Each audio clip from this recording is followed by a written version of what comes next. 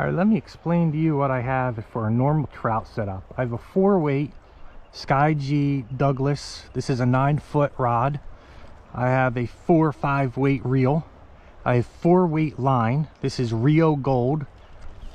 Then I have a 9-foot 5X tapered leader attached to a Rosenhopper. Then I have 5X attached to my first fly, which is an egg pattern. And then I have about another 1.5 feet below that, I have a little crystal caddis.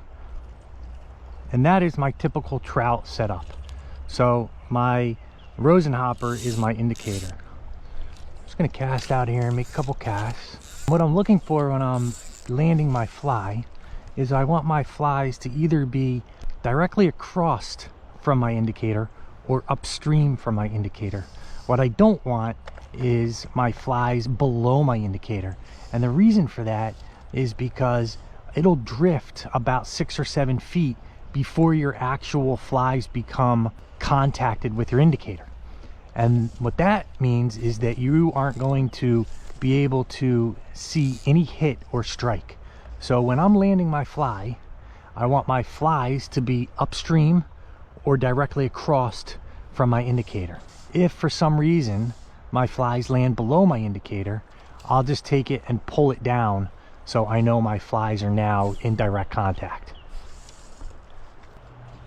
Now, there is some depth in front of me, not a lot of structure.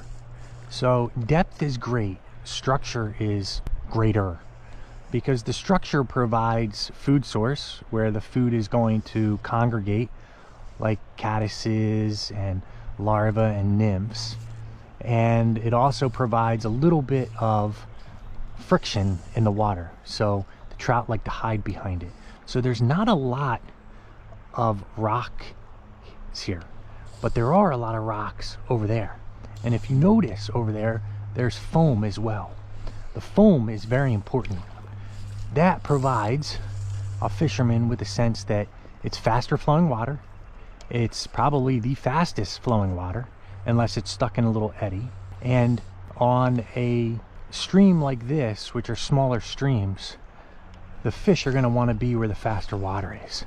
It just provides them with a lot more food, provides them with a lot more protection, and that tends to be where most of the rocks are. So I'm slowly trying to position myself over into that faster water. Gotta pay attention to my back cast, because there are some trees that are right here. So I might have to cast over my left shoulder, which is not a problem.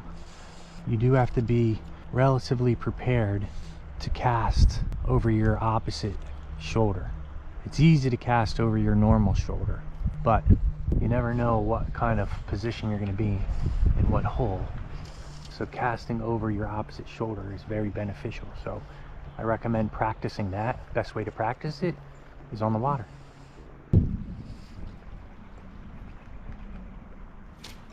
All right,